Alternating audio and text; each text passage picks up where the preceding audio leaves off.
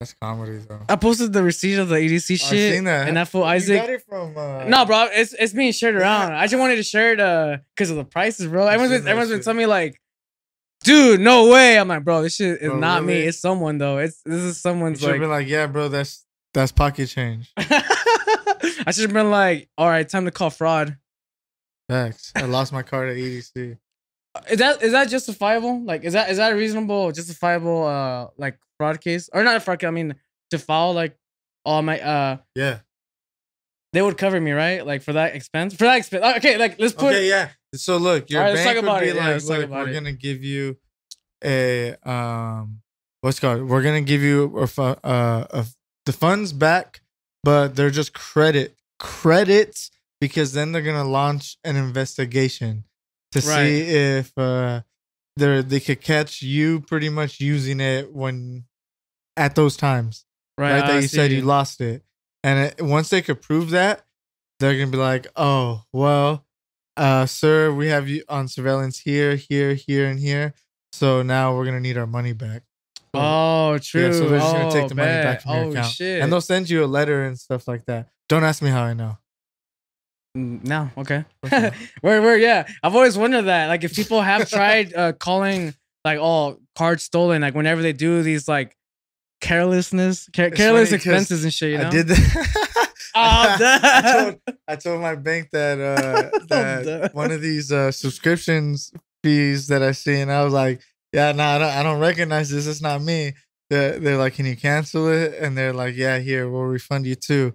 And then a couple weeks later, they sent me a letter, I believe, and it was like, well, we found out that this subscription was subscribed to a blah blah blah, and it said my email, and I was like, and we confirmed that this was your email, and I was like, oh yeah, you right. My bad. I thought it was a different. I mean, like, so what happened? What happened at that point? They took their $16 back. Word. True. That's it, and I was like, all right, whatever. No, but like they just took it out of your account, or like you gotta just send it back. They took it out of my account. I don't know when, but all right, cool. At some point in life, they had took it out of my account. Yeah, that just seems to me, yeah, because what we're talking about, what we're referring to, for those who are listening right now on YouTube and SoundCloud, there's been like a receipt that's been sharing around like on the internet, and it's pretty much like a receipt from the Kinetic Field bar. I'm assuming these are VIP like lounge prices because I don't think you could. VIP. What's past VIP? What like I don't even. I mean, that's not guest list. Like guest list. I don't know. There's VIP. So there's VIP. There's general GA. There's VIP. What's that? No, there's GA plus. There's GA enhanced. I didn't even know there was an enhanced, bro. What's the VIP? There's like so many ticket wristband like options beach now. Something or bar. Or maybe I'm thinking of another event. I'm not. I know there's like a sky deck. There you go. Sky deck. Sky deck. Yeah. So that's like where you boujin. Like you boujin. Yeah. That's where it was at, bro. Yeah. So like there's a receipt going around. Oh, and then there's artist guest pass. That's the ultimate pass you could get. Right. Much. And apparently this person spent like spent bottle service on a couple of bottles, a couple of energy drinks, and to put it like in like context, it was like maybe like 6 bottles of like some mid and some top. Some mid.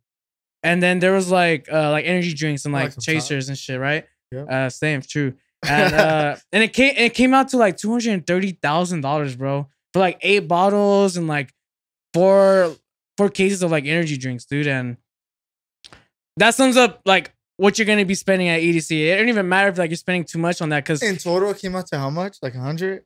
Dude, 233,000 about there. 233,000. When in reality, you could have gone outside that festival, go to a liquor store, and gotten all that stuff for maybe 200, 300, 400. Now let's think who it was. We're trying to figure out who could have been the spender. Huh. Well, I'll tell you what. So inside the food, everything was just like from between $12 to $25. Even at Camp EDC, like there were, bro. My cousin Animal, like he spent a 12-pack of like some Corona light beers, $40 for a 12-pack. For a 12-pack, dude, light beers, Corona, 40, like $40, yes, for a 12-pack. Yep, $40, dude. Supply and demand is real at Camp EDC. Camp EDC, bro. Well, first off, Camp EDC, that shit was tight. Like I would recommend if you guys can do EDC and do the whole experience, do Camp EDC because you beat the traffic. You're just right next to the venue. You don't have to worry about driving, especially if you're gonna be like under the influence. You know, you're not worried about any of that. But yeah, I went day 3 and it was cool. It was real dope. Got to see a lot of dope artists. I think Bass Pop was like one of my favorite stages of this year. Stage design and sound production was just on point. And yeah, dude, just went last minute. Went through Camp EDC and then was able to make my way through there. Had a great time for sure. So what do you think are like the top stages like at EDC overall? Yeah, like for vibe. Mm-hmm.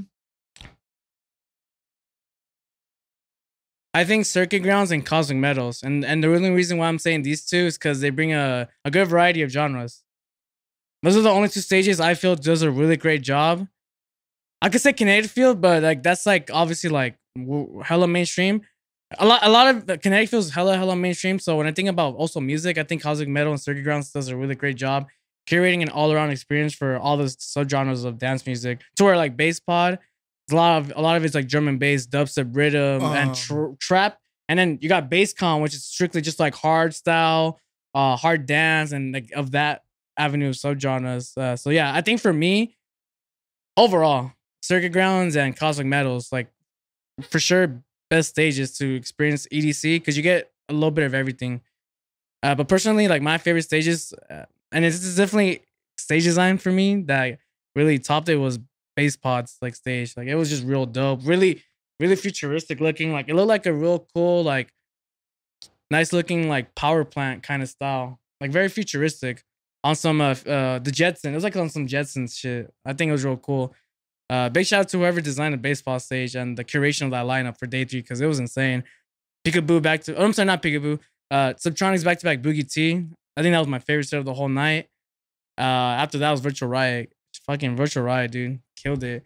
Virtual Riot. Yeah, Cosmic Metals, Circuit Grounds. I think if you want to have a really great experience, overall, if you want the mainstream, like full impact stuff, Kinetic Field is like there at your disposal. You can visit whenever. But I've noticed like there's certain crowds and certain vibes throughout all of EDC. Cosmic Metals and Circuit Grounds, you're gonna get a little bit of everything. So if you're looking for that, there's those 2 stages that you can rely on those vibes. But if you want like more like of a dark, like techno, like house vibes, and there's a Neon Garden. You'll see a lot more people like of more experience. Like a lot more older, like not like 18, 20. So stages have age gaps too. I've noticed for sure. Like so, let me ask you this: were there people looking out for you? I seen this tweet go around like saying if you're over EDC and at 25, or if you're over 25 and at EDC, we'll be looking out for you. Did you feel it out there? If I was looking out for them? No, people looking out for you. That's funny. Yeah, I seen no, but around. I will say a lot older crowd. No. I will say, when you're like when obviously when you're getting older, you're getting outside of 18, 19, you're in your like later 20s, early 30s. You gotta start looking out more for yourself too. Like one thing I will recommend if you've been raving for a while, you're kind of like now like in your late earlies, your body's like may not be as like prime if you're not like doing a lot of exercise and all that. I think you should definitely stretch. Like when you get there, like that's something that I didn't think about when I was raving at 18. Like when I was at 18, I feel like I didn't really need to stretch. Like I was able to like do all 3 days, like nothing. Body was in shape and I was good. And then now like at 26, I'm just like, damn, like I only did day 3 and like 4 hours into this festival. Like I had to stop and do stretches, bro. Like I had to like just stop. Like I didn't need to like do some leg stretches. And I should have done that like prior, like getting into the venue or the speedway. So I definitely recommend stretching. Like just it don't matter like if you're 18, 26, like 40, any raver should just like recommend stretching so that way they don't get tired, they don't get sore, they're not getting any cramps or anything like that. But I just need to get like start exercising some more for sure though. You hear this old head, bro? What? It's a trip though, bro. Because I remember one of our first festivals that we went to was Hard Summer. Yeah, 2014. Bro. We saw the Davio Snells, the Davio Jack U, the Davio Martin Garrix. We saw a bunch of dope people and I think the evolution, like, cause this is my last rave that I've gone to. I could say EDC day 3. It's done. Oh damn! Did you? No. That? This was my last rave. HUSKI quits festivals. Fuck. This is not like in terms of like my last rave, like EDC day 3 was my last one that I gone to. No, I'm gonna keep going to raves. Like, this is like Husky unretires from retiring from festival. Yeah, I'm gonna that bust a quick. Mayweather, announce retirement, and then get myself into another match like right away and shit. I like that funk. No, I'm just Oh, kidding. true. um, but yeah, stretch and get some sleep. Get your sleep in. But if you're gonna expect to get some sleep at Camp EDC and you're staying there, forget about it because it's thumping, bro. Through like sleeping hours, like it's always thumping. It's always a party at Camp EDC. I would really recommend doing Camp EDC and give it a shot. If you've only just done EDC, like staying at a How hotel were on Strip. like pods? Like were they cool? Like cool? Thank you for bringing that up because from my experience, I was only just hanging around in the RV sections. I was only kicking in the RVs. Oh, okay. So I never really kicked it with groups of people or people that were at Camp EDC that were staying at the pods. I saw that each pod had AC and they were running it. Like they had that shit. Like honestly, big shout out to everyone, production and staff that made Camp EDC like happen, like the whole venues, because a lot of preparation goes into that shit, dude. Like the pods, the vendors, the sound design. I mean, it's the stage, the sound, the lighting, the lineups, the freaking parking lots, like all that shit's just incredible. Like all the amount of coordination and preparation to run a festival like this. Insomniac, I mean, it's just got the sauce for it. And if you guys definitely haven't done Camp EDC, definitely recommend it. So that way you can have a really great idea of how it feels like to be like at a major festival all 3 days with like 24/7 being around people that like are in the same, not the same music taste as you. You know, you meet a lot of great people. You come across like new sets. You may discover like new artists that week. That's a great thing too. I've noticed this last night. Not last night, like 2 nights ago. I experienced a lot of artists that I didn't like wasn't hearing at all too. So it was cool to like see new artists and a lot of tech house artists too. Like specifically, like I was listening to a lot of tech house artists. And yeah, this year's EDC is brought to you by Tech House. No doubt about it, bro. I was Cause watching the streams, bro. Nothing but a bunch of tech house flips. And I'm just like, fuck, bro. It's just a lot of that festival was a lot of 120 through 35 BPM music. And I was digging it, but at a certain point during the stream, like they were switching it between stages and shit like that. And I was like, damn, we're listening to the same DJ. Yeah, but I mean, nah, it was refreshing to hear some like Porter. Shout out Porter. Shout out, bro. Shout out Kiwi out there. yeah, Fam. if you guys are not following Kiwi, Kiwie on SoundCloud, got a lot of dope tracks. Yeah, and it's so cool that you know we like meeting these producers, getting to know them, hanging out with them too, and then just seeing like their stuff being played out by shit legend, bro. That's a legend. Porter Robinson. And Mark were me and Segura were working on some shit, and we're listening to the stream, right?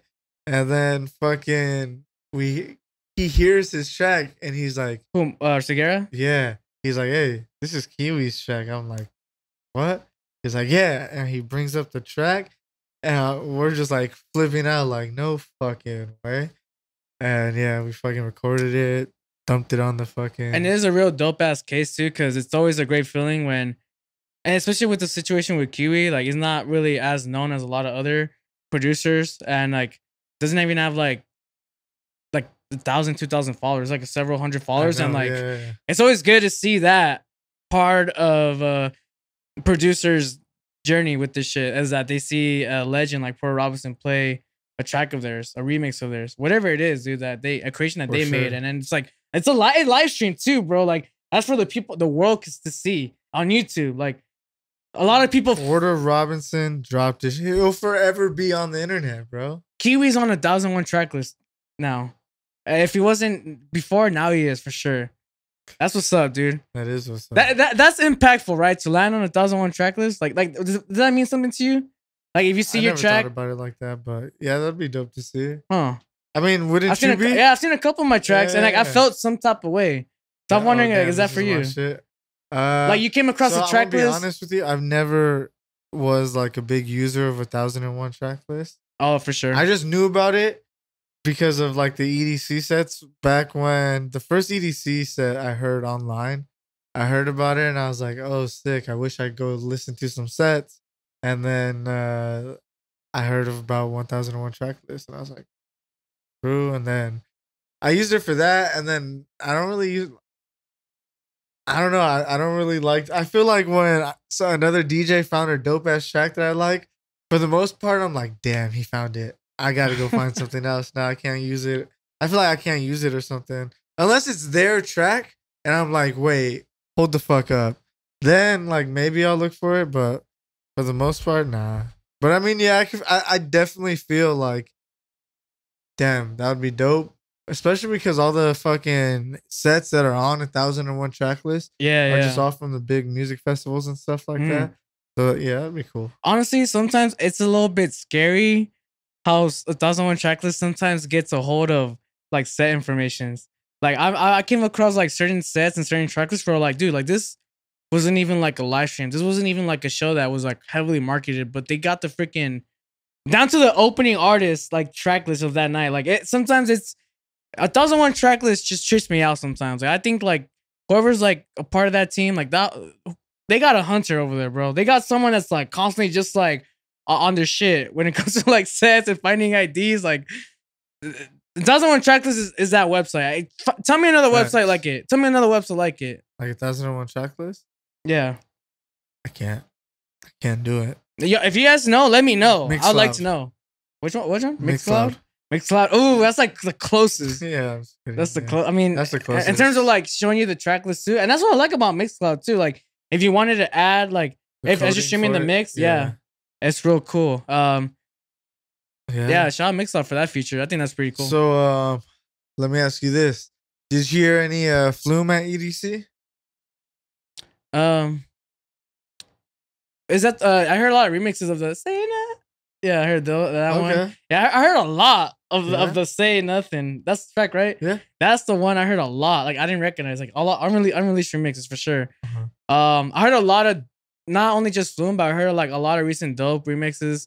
Like the Subtronics, he has an unreleased KX5 Escape remix. Okay. So like he premiered that during the set EDC. I heard really that dope. Was a big staple point at EDC. It was because Cascade and Deadmau5. Deadmau5, and not only that, and it may sound real like, and it's just like me. I could be hella wrong, but I think for me it's also just because like, if you see the live stream too, you see Deadmau5 like really vibing to like the dubstep style, and like it's not something I would you normally see from Deadmau5. Like you probably just see him bob into like tech or like his electronic music style type of records, but it's all linking to an official remix because to be able to bring out Deadmau5 and Cascade on your during your set and have them like give you props live and shit, like to me that already sounds like an official remix. Obviously unreleased because it hasn't been publicized. I think it's a staple, bro. We don't normally see Deadmau5 in that proximity of music when it comes to like bass artists. I don't know, like I just think that it was really cool, like to see Deadmau5 in that space. We normally would probably see him just like more to himself. It does brings up the question though, like if Subtronics didn't do that remix, would like maybe he obviously wouldn't have been there, like for that set, but oh yeah, for that set. But just to see him grooving now to like that style of music, to where like a lot of times we hear rants like, oh, like I'm not really too like fond of this style of music, or I don't make this kind of music, therefore I'm not really listening to it, right? And so yeah, I think that was a staple, no doubt. And I think just for that reason, they're just seeing Deadmau5 in that space. Yes. And then Subtronics like remix it too. Like obviously he's a bass rhythm producer. And a lot of the Deadmau5 tracks too, like his remixes that he like packages is like not like a Subtronic style. So that remix is gonna be big for sure.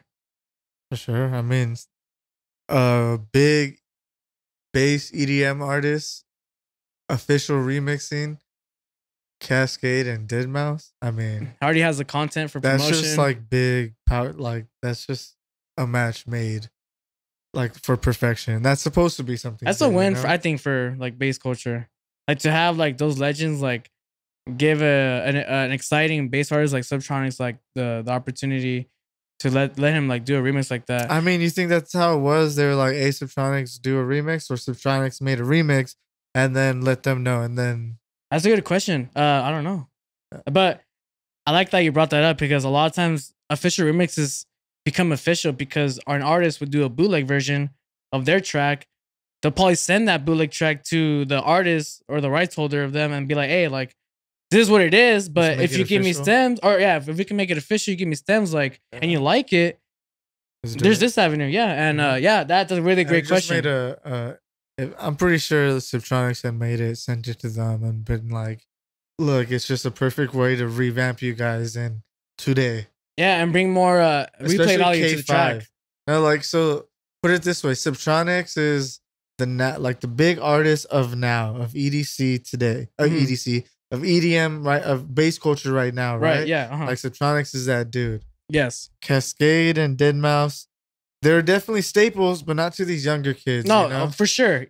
So yes, for Subtronics to be one of the people to be like, hey, let me officially remake this shit. It'll ramp up K5, let people know who the group K5 is, and then let people know, look, this is Cascade and this is Deadmau5. It's like a perfect, like, it's a perfect 360 because Subtronics is getting the market of the base audience of Cascade and Deadmau5. He's getting the legends, like that cosign of, damn, we're getting legends, and they're getting the cosign of we're still popping. Yeah, from Subtronics. So it was a smart exexecution for sure. Like, in terms of like exposure and like the rollout plan, like, for sure, that's just tight. Let me okay. You said they came out during okay. Yeah, they brought him out, and Deadmau5 went on the mic, was like, give it up. That could have been another so Cascade nor Deadmau5 played that day, right? Or did one of them play solo that day? Because I know they each had a solo set. Plus, they played that day. They both played that day. They both just soloed it. Mm-hmm. Okay, so then no. And the day before, it was KX5 for Sunday, for Saturday. Oh, that's what I'm saying. Oh, yeah, that's what I'm saying. KX5, they did Saturday. I said Sunday. Sunday. Oh, true. Okay, yeah. They didn't do anything, did they? I don't think so. Their singles. Yeah, Saturday. I know Deadmau5 had a test pilot set, which is like his side project, but I don't know what day that was. Yeah, I don't know. Yeah, because I know they each had a solo, then they did the back-to-back for Saturday. But I mean, that's a good way to make sure everyone at EDC sees their faces and stuff like that. No, that's true. Yeah. That's so every night they had. I'm pretty sure they were one of the staples, at least one of the nights, you know, or they made a way to see their face one of the nights, you know. Mm-hmm. Damn, I'm looking forward. Damn, and their album's coming out this year, right? KX5s. I'm pretty sure they're coming out with a project this year, right? I would love to see it. They've been teasing shit. I would love to see it. They play some unreleased. If they do, bro, this year is gonna be a great year for just straight electronic albums. Yeah. So let's talk about it, bro. We touched on Flume a little. Let's hear it, bro. You heard all of it. Let's hear what you think about it. I think it's a really great album, bro. I think it pushes the Flume sound to the next level. I love his use of the vocals that he selected for these tracks. Yeah. I think from first to last, I think every piece connects.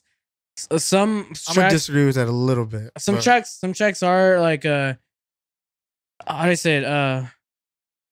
Some tracks have certain vibes, right? You know, some tracks are a bit mellow. Some are a bit more kind of like, maybe not party per se, or like, you know, that, right? It's just more of like a listening thing. And if you go with that perspective when you listen to an album, I think you have a different and much more defined experience listening to this album. And with Flume, especially with like his past recent album release, which was Skins, I think, and especially with like artists, when they do several albums, I feel like a lot of times their signature sound kind of it changes, but you know, I feel like it really, really changes. And I feel like with Flume, it changed, but you can still hear it like that, the Flume of like from what we first remember. But it's now ticking up to the next step.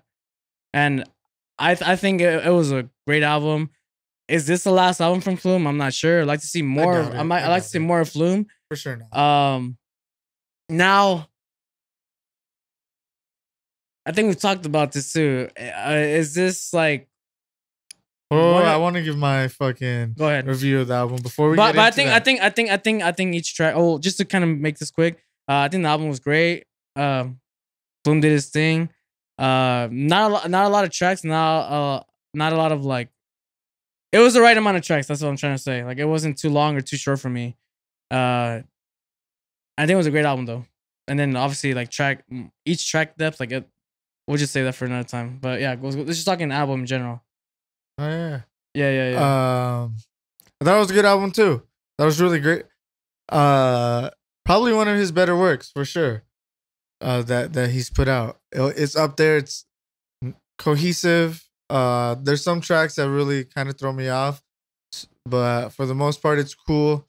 I guess you could say it pushed his sound a little. There's a lot of these tracks where you're just like, yeah, I expect this from a Flume, you know? Yes. So I'm not even tripping. But a lot of the tracks where he implemented vocals, I liked a lot. Those are very play vibey songs when you're just chilling or want to get in a good mood.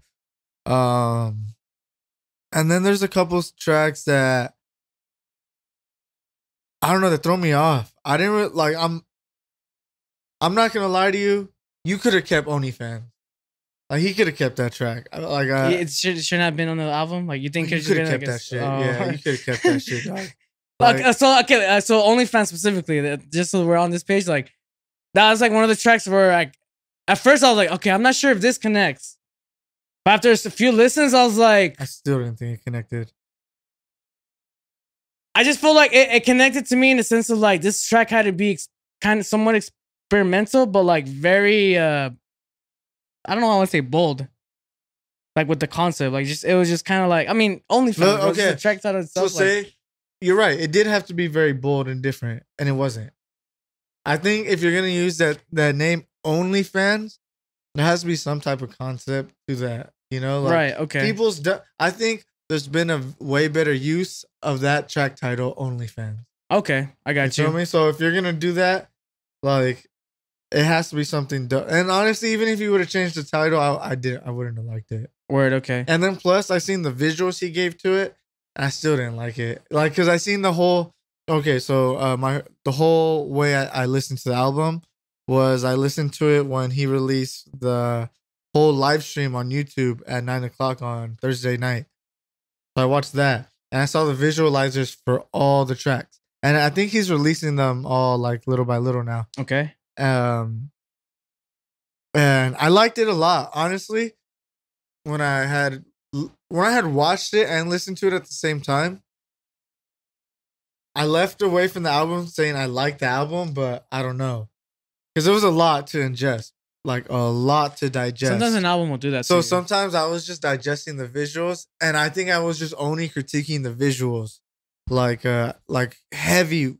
I was critiquing it like a movie almost, you know. And I shouldn't have done that, because then I kind of like lowered it. Like, so I'm curious. What are your metrics for like you see it? Okay, I'll get into it. So when we had first did it, because this is like what, our third time doing this and shit, whatever, because we lost audio. Mm-hmm. But when I had talked to you before, that was like Saturday or Friday or something like that, right? Mm-hmm. And we were fresh off of listening to it. I was fresh off of watching it and listening to it. And I don't know. I think when we had talked before, I was very like critical on it. Not critical, but I didn't give it too much praise on it. I guess we haven't listened as much as we have now, I guess. Mm-hmm. Yeah. So I gave it like, and I was, like I said, I was judging it like a movie for some reason. And then I started re-listening to it. No visuals, didn't want to listen to that, just music, right? It was really good. But there's still some tracks that I think we could have gone without DHLC.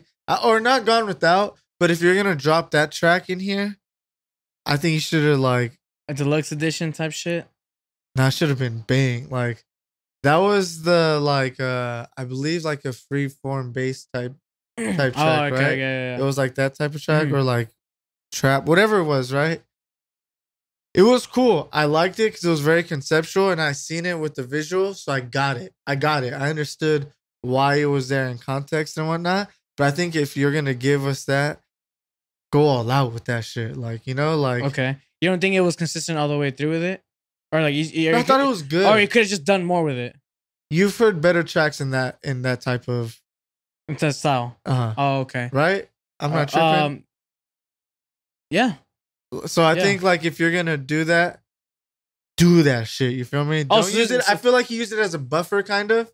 for. But we're talking on the audio aspect of it, right? Yeah. Okay, not the visualizer, none of that, just audio aspect. I feel like he used it as a buffer because he was going straight feature, and then he didn't want to do another track with the feature. He wanted some solo shit. Yeah, so he didn't like okay. Yeah, so he put that shit in. It still made sense. It still flowed well. It was very still cohesive. Like I said, it made sense. I liked it a lot.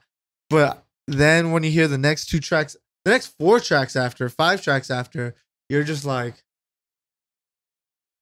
that one. I don't know. Just something about it stuck out. Okay. I personally don't think it's a playback for me, but I could be wrong. Maybe I need to hear it in different contexts. You know, the one that kind of grew on me was the one that you were playing for the first, like the third to last track. Sirens? Yeah, and I'm not gonna lie, the first try you played it, I was like, different. In context of the album, it came good, right? Yes, it did. At first, I was like, damn, Flume, like, when I heard that, I was like, damn, is this the whole direction Flume's taking it in? That's what I thought. When I heard that track for the first time, I was happy because I was like, yo, this is a perfect B-side track for an album.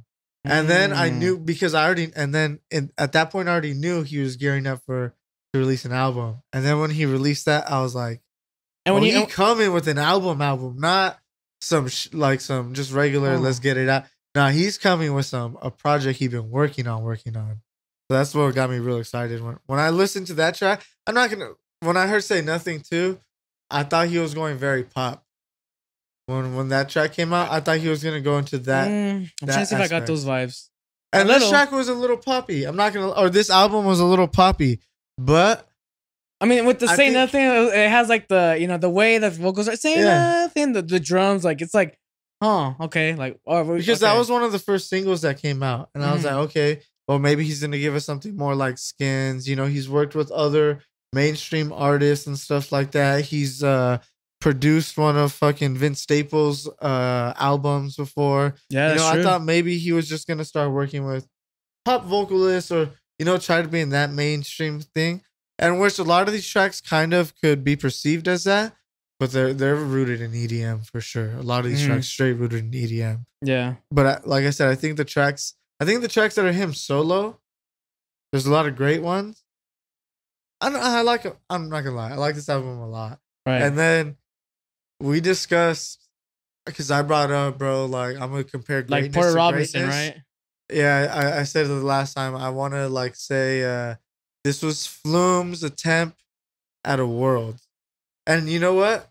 I'm going to stand behind that a little bit more now because I went back and I listened to Worlds and then I listened to Flume's album right after, bro. Okay. And I'm just like, damn. What do we got? Bro, fucking the Worlds is like a blueprint to this shit, bro. Like that Worlds album is legit. Porter Robinson was way ahead of his time.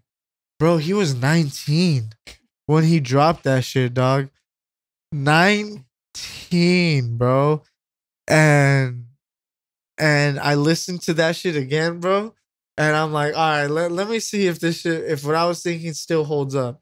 You know, if this album still really holds up next to a Flume album. Dog, like, even though you could say this Flume album is a more like modern version of, no, this is Flume's best attempt at a Worlds, I think. But it's amazing, bro. In today's context, it's an amazing try. Like his whatever, like, because he had a vision in it. Like, if you saw his the visualizer, how do I say this in a way like I wanna say this? I want to say that they're both great, but for both different reasons.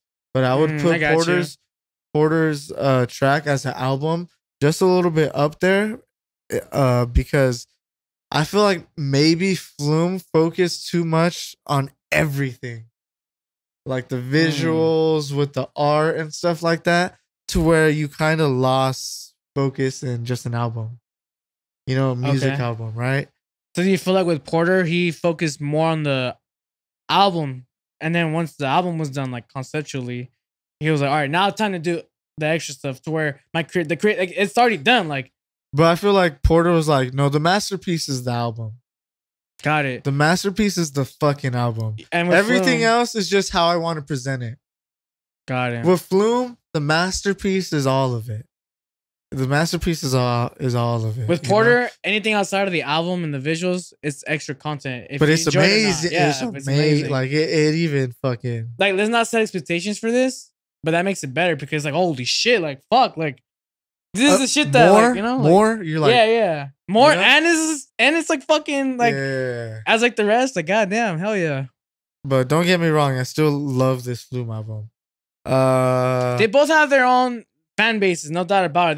They're both. And I'm doing pretty sure tours some of their shit, fans even like cross path, no you doubt. know, like intersect and whatnot. Yeah, because if we're talking about Porter Robinson and Flume, these are two people that come from an eras where, like for us too, we could both enjoy Porter Robinson and Flume because we started listening to dance music early 2010s. That was around Porter Robinson's like language and all that. We went through that. We saw that career journey. And then Flume came around 2014. Holding on, bro, from Flume and shit. And I heard the remix, the Tennis Courts of Lord. I was like, dude, this Flume person's Flume's remixes. And then Flume started doing his own originals. And then I think he stepped away from What's So Not. And he started doing more of it, like more Flume shit. And then that's when I was like, shout out What's So Not. Yeah, What's So Not. I think that was Flume and it was another artist too. Like, well, no, I just forgot who it was. Damn it, I can't. But I know Flume was the one that kind of took it. He dipped because like, yeah, I'm gonna dip. He just want to do his own solo. Yeah, project. exactly. Yeah. He wanted to just do his own thing, and yeah, fuck it, right? And now he's doing his thing. What's So Not doing their thing, and still doing, yeah. So I mean, I think I agree with you. I think Porter Robinson for me is like a little bit more up there, and it's just because of like. It's been longer in the game. Too. Yeah, the impact. He's Porter Robinson, I think, has a little more impact on the game than a Flume does. It's electronic dance music specifically true. I think a lot more. Yeah, for sure. Electronic dance music, a lot more. I can say this: Flume has a more impact, more pop in the mainstream pop, as bringing electronic music into pop and stuff. He has more of an impact in that. I agree. Whereas Porter Robinson has more of an impact in EDM in general, period. Like I wouldn't be surprised if Porter Robinson, like this is me just talking, like I wouldn't be surprised if, let's say like for like the Grammys, that's for music, right? Mm-hmm. They would have nominated Flume instead of Porter Robinson. Just because there's like a lot more like that pop culture impact. You know, like I wouldn't be surprised if like the Emmys would have gone that route. Like, what the fuck? Wait. Porter won Grammys, bro. Huh? Porter's won Grammys. No, right. But that's all, I'm just saying that like that perception could have been like, it wouldn't have been surprising because of that perception that you said that like if the Emmys were to like have nominated Grammys. Or I'm sorry, Grammys instead of if they were nominated Flume instead of Porter Robinson. That's to me like I'm just going off of that perception you guys said, like that wouldn't come surprising to me because I know for sure like when it comes to the pop like mainstream, one could say like Flume has a little bit more of that coverage in terms of like, you know, between the years of like mid 2010s to like now. But now like with Porter Robinson, obviously electronic dance music wise, like he's way much more impact, bro. Way much more impact. Language. I mean, during his electro days, like in the early 2010s, like I mean, era after era, phase after phase, Porter Robinson is a name that always stays relevant.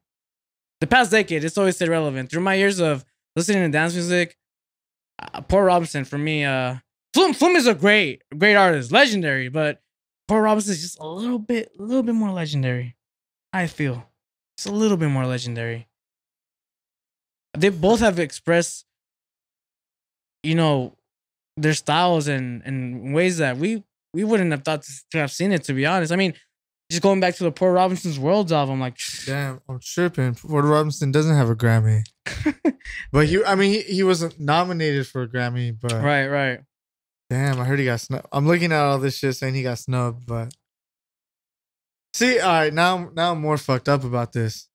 Now I don't like Flume. No, I'm kidding. Nah, but that okay. Now with this information, bro, that should look at the information, yeah.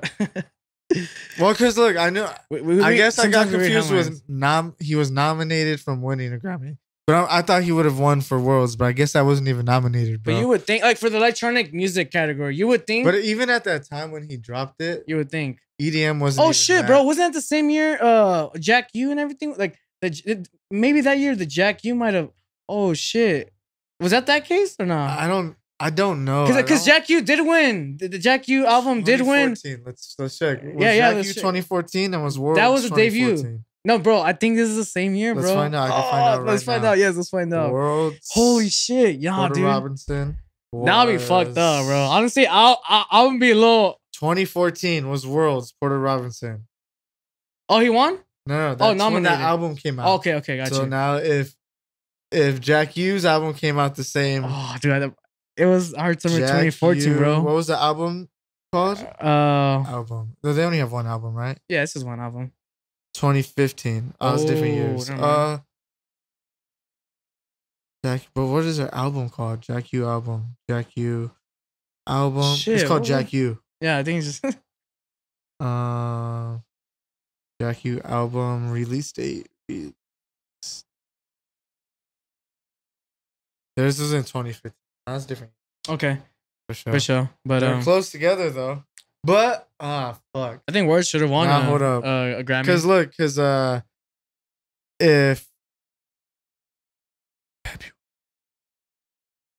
Because if Worlds was in December, they could get. Oh, they're using it for the next year.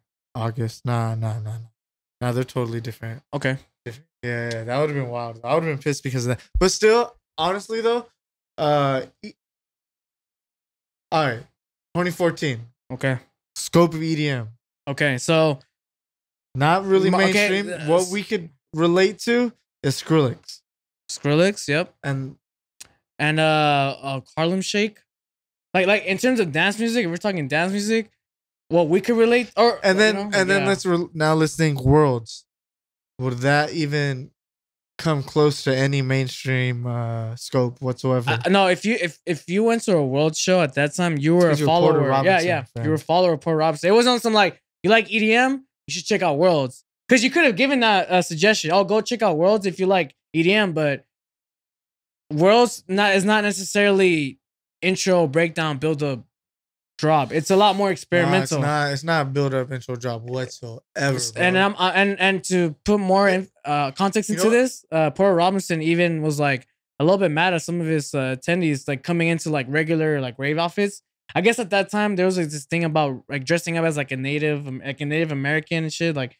And I guess Porter Robinson like didn't really he didn't want to have his show be like a like one of those like rave like get fucked up shows. Like nah, bro, come experience this album and like this is like for the creation of worlds. Like this is not like just like an ordinary EDM show to like show up and get fucked up and it's like any regular artist. Like no, this is Porter Robinson Worlds tour album and went to a show and we went to go see him. Mark and I at the Fox Theater Pomona for one of his stops, and yeah, it wasn't one of those other EDM shows, bro. It's an experience, it's an album experience. If you were a fan of Porter Robinson around that time, you were really just going, and only just a few that got suggested that it's like another EDM show, and then figured out that it wasn't one of those shows, like you know, because it's much more experimental worlds. Yeah, definitely. You got to go in there. Yeah, bro. If it was a Porter Robinson regular DJ set, then yeah, different. Because you know nowadays you'll see it like on the lineups, Porter Robinson live set, Porter Robinson DJ set. So I guess it is a little different. There's a difference for sure. There's definitely a difference for sure. But you could see though why in 2014 though why that album wouldn't even have been. But for some, it's still revered as that album. And not only that too, I don't think it had the same exposure or EDM or electronic dance didn't have the same exposure, same like trending hypeness to how it is now. And more people are more exposed to that genre now, right? So more people are like, all right, well, let's see this related artist to this. And Flume was always trying to breach mainstream, even from the get go. It just seemed like mainstream and remixing pop trending pop songs of that and time. Have drum breaks, have like hip hop drum breaks. Yeah. And then what's kind of unique too about Flume is that he was one of the first artists to pioneer future bass. alongside with like a lot of other producers too. Around that time. Pioneer, I guess. Like one of the first. I mean, when I say pioneer, like one of the first to just like do it and really like adopt it. I don't know if that was the right word to say. I guess. Well, because like I don't know, like because I get it. His shit's future based, but when I think of like, I guess like experiment. Oh, like so he the was term. one of the people that took future bass and made it his own sound. So the term that was being thrown out for his style was experimental trap.